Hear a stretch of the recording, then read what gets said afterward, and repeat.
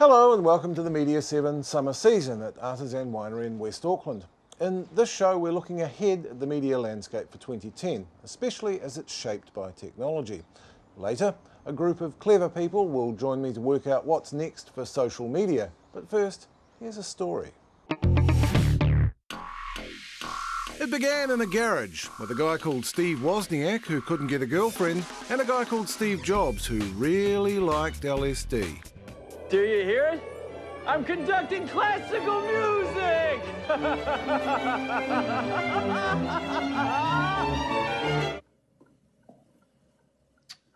Steve. They founded a company called Apple, which changed computing with the Apple II and in 1984 the Macintosh, before Apple's board fired Steve Jobs, regarding him, with some justification, as an unmanageable stoner in 1985. Well, that's the catch right there, Mike, because this ain't just business. This is practically spiritual. This is about overthrowing dead culture. Dead gods. Okay, now fast forward to the future, 2010 AD.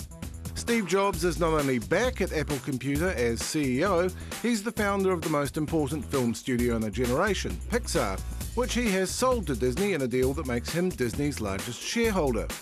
His laser focus on consumer design has given rise to the iMac and the most influential media gadget since the transistor radio, the iPod, and the iPhone. In 2 years, when Nokia has fallen in a hole, Apple has sold millions of iPhones and made billions of dollars.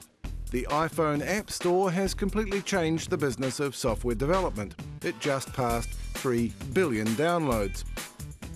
Along the way, he's faced down pancreatic cancer and a liver transplant. And now Steve saves the media industry. It's virtually certain, and oh how we love the tingle of some uncertainty, that on January 26th or 27th, Apple will finally reveal the iSlate, or the iTablet, or something. Lord knows the world and his dog has had a crack at imagining it. Whatever it is and whatever it does, it has already been secretly pitched to the companies that publish your daily newspapers as a new way to sell news, and books, and TV programs, and music too, probably. So the room's booked, Apple's stock is at its highest ever, and we just have to see what's in store from this guy. Everything's moving just the way I want it to! Everything! I'm joined now by commentator, blogger and gadget fancier Ben Gracewood. Welcome, Ben. G'day, Russell. Now, before we talk about what Apple has coming, which we will get to because we're both slightly obsessed with it, we should talk about what everyone else has been announcing at the Consumer Electronics Show, Yes. which is the other big showcase. Yep. Is there anything to be excited about there? The gigantic orgy of consumer technology that is CES. There's, like, I think every year at CES, there's acres of show floor filled with pap. Incremental updates on phones and videos and TVs too big to afford and too big to be at any point in any room. But we do have one or two gems in there. Probably chiefly among them for me was one thing was a Wi-Fi vampire charger, which is fantastic. Explain. It's a wee device you plug into a battery to charge it, and it simply gets power from ambient Wi-Fi signals. So, if you're like me and you're a gadget freak, your house is bathed in digital Wi-Fi signals. So from the electromagnetic radiation in your yeah. Wi-Fi, it charges the battery. Yeah. So you're pumping out Wi-Fi and not using it mostly, but this thing can use it and charge your battery for you. Right, well, of course, there at CES was Microsoft, and Steve Ballmer, the Microsoft CEO, seemed to be trying to steal Apple's thunder in his keynote, but it didn't go very well, did it? No, it was. I use some Microsoft products in my day-to-day life, my work and play, but I did die a little watching that keynote. It was just so dreary, and there was nothing really particularly new, and it seemed like they announced this Slate computer revolution just as a kind of a Hail Mary last minute thing because they know what's coming from Apple and they have an idea what's coming from Apple. So they've gone and said, hey, we can do tablet computers too, and here's one that we've whipped up yesterday, sort of thing. And I think it was, here's a prototype that will be out sometime this year, which really work. Exactly, they weren't the only ones with a Slate computer though, were they? It seems like this technology has arrived. You know, something thin that you poke Hold at in one with your hand, yeah. hands, and you know. Yeah, and even Lenovo came out with one which was basically a slate that plugged into a netbook. It's almost like the unholy love child of the two. Because the netbook is the other was last year's gadget, wasn't it? It was the tiny little the micro laptop. Yes, yeah. So sort of Lenovo said, well, hey, the slate's popular and the netbook's popular. Let's make them together, and you can take out the screen and it becomes a slate, and you plug it in, and it's a netbook. And interesting idea. Yeah. But who's going to buy it? Not sure. Yes. And of course, the other big name with products, and they did it just before CES, is Google. Yep. Which already had a mobile phone operating system. Yes, Android. Now has its own phone, the Nexus One, which is it's curiously 70s sci-fi sort of a name. Absolutely, and it's a lesson in I guess why Apple does their product launches the way they do, which is very, very secretive. The Nexus One was widely telegraphed for months beforehand. People had found them and you know, worked out what they were made of and how good they were, and then finally Google comes out with an announcement, which is not an announcement at all. It's simply a declaration that yes, they're going to sell this thing. I guess the main interesting point out of that is they're selling direct. It's the first time Google's actually probably sold a physical product, apart from their search appliances. But it will raise some interesting questions around how they deal with the telcos. What's in it for the telcos, which normally like to cut a slice off the top of that sort of hardware, and also the support model. I presume you go direct to Google if you want the phone fixed, which I don't know if anyone's tried yet. It'll be interesting to see how they go. It is interesting how we're talking now about Apple and Google when it comes to phones, and not Nokia. I mean, Nokia's been losing a lot of money. It's odd that the giant of only, say, 3 years ago doesn't seem to be in the conversation. No, it feels like they've really lost the smartphone territory at least. They obviously still sell millions of handsets in the mid to low range. But the smartphone players, certainly are. Android, iPhone, BlackBerry, less so these days. Well, how do you think the BlackBerry's going to go this year with all these new devices? It could be bold, but I'd say 2010 BlackBerry's going to go away. It's going to become very small.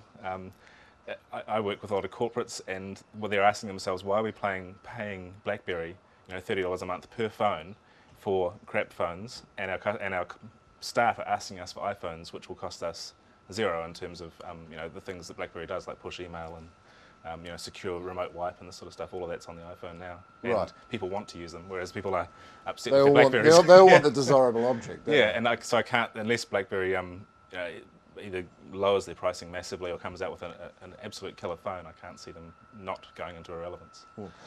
Now we get to the Apple device. Apparently 3 years in the making. Steve Jobs, as he has with past key products, has obsessed over it. Yep. He's refused to let it go if it's not good enough. January 26 or 27. Yes. It's going to happen. So they've booked a room. Yep. They've booked a room. Yep. You have any predictions? Well, so either they're definitely releasing some sort of flat handheld computing device, or it's the biggest con job in the history of Apple. We mustn't forget, though, that there has been releases before where people have been excited, and the most interesting thing's been FM radio on iPod Nano, but this one seems tangibly more real. There's been some talk about leaks, there's been pricing leaks, there's been manufacturer leaks out of Taiwan. The bits that they're using. Which historically things like the unibody MacBook and the iPhone, those leaks came out as well. So it's all trending towards this device coming out, some sort of tablet-like device. Yeah. And this is part of the theatre that Apple builds into its product launches, isn't it? I mean, I'm a sucker for it. I am a fanboy. I've seen a Steve Jobs keynote, and they just know how to do it. There's a fervour about it. They know how to do it, and partly the reason they can do it is because of their focus on these particular individual products. How can Sony do this sort of thing when they come out with a CES press release for 12 handycams? 12, each of them at $50 difference, and one feature difference. There's no way they can put any excitement or fervour behind that, because there's just no passion in there. Whereas Apple can, like you say, work for 3 years on a product, nailing it on that individual product, and then they can come out and say, this is the best product in this range anywhere. Not just what we have, but we've done the best one of these things, these phones or these computers, because of that focus, that single-minded focus. And it looks like this one is going to be the multi-touch device. Anyone who's used an iPhone knows the stretch and squeeze, the gestures. It looks like this one is going to be the one that really brings that way of interacting with the computer into the light. Yeah, and I guess the iPhone as an example, people, before the iPhone existed, people didn't have an impression of how that sort of device could behave. So we are looking at it and saying, how can a tablet work? Because we have a historical understanding of how tablets have worked in the past, Microsoft tablets and sort of custom things. But I think what we'll find is what Apple will do is forget all of that, and they'll come up with a new paradigm for how you should use a tablet computer. And in 2 years' time, we'll wonder, well, how we ever did without it. It's And yet it seems that the ecosystem that Apple has built around the iPod, which we thought was just a music player, and the iPhone, all of a sudden we find there have been 3 billion downloads from the iTunes App Store. This is something completely new has happened here. Yeah. So that you can imagine them extending that to magazines or any sort of readable media. The whole app ecosystem around the iPhone. The hint is that as long as people haven't hard-coded for the iPhone size, they should run fine on the tablet, whether they may run in a small window or something. Which is interesting too. So which suggests more a big iPhone than a MacBook Touch. Yes, absolutely. And the other interesting thing is, Apple recently bought a chip fabrication company, a chip design and fabrication company, and there's a hint that they're going to use their own chip in there. So that makes all sorts of things possible. Perhaps it has a high-powered 3D gaming chip in there, so you're now looking at a new way of playing games. Who knows? So what does this all mean for the media industry, and particularly newspapers? People are talking about this as being the saviour of newspapers because it's digital content that's not on the free internet. Yep.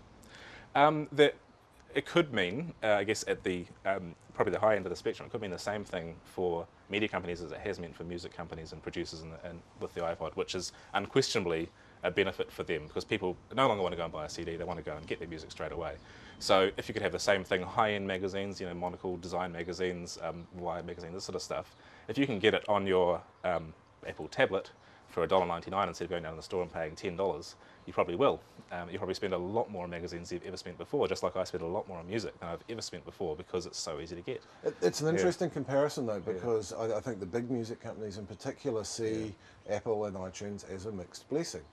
They have given up an enormous amount of power over their own distribution because Apple is the only game in town.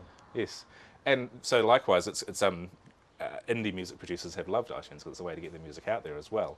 I wonder if you'll see a proliferation of perhaps smaller format, shorter format magazines, more particular magazines, that sort of thing.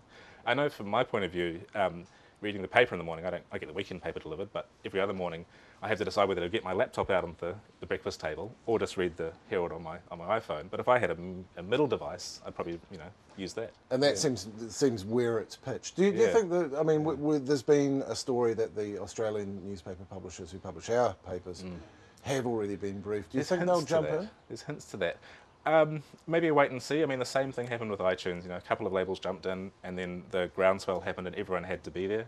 I think it's not compelling yet, but if there is a critical mass, then it will become more compelling. I wonder if price is going to be an issue initially. I mean, we're talking about this, we're confidently talking about this as something that everyone's going to use, but realistically, that's not going to be the case initially, is it? I do wonder, because there's been a hint that the leak to the Wall Street Journal of $1,000 is one of two things. One is it's a primer to make people prepared to pay that. The other is that it's a red herring to say, well, hey, it's only $800.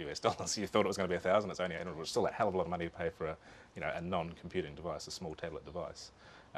But again, I thought the iPhone was too expensive when it came out. I thought that, and people always pay a premium for Apple devices as well. People pay more for the laptops than they would pay for a PC laptop, and Apple's still selling hand over fist. And the interesting thing is, I get the impression that this time people are they're prepared to believe, because when the iPod came out, people said, well, it doesn't do enough. There are other better players that do it. When the iPhone came out, people were scornful of it. And yet both of those have been extraordinary successes. Yes, yeah. I mean, the iPhone incrementally has added features, but even the first one, it didn't do 3G. People forget that. And yet it sold thousands and thousands, millions of versions. I read a really interesting article talking about the tablet, and the point being that, again, coming back to that point that before the iPhone, we didn't know what we would use an iPhone for. The same point can be made about a tablet. Is at the moment, the way you know a tablet works, you don't know. You say, how would I pay 1,000, 1,500 New Zealand dollars for a tablet that's perhaps not as feature-rich as my laptop computer?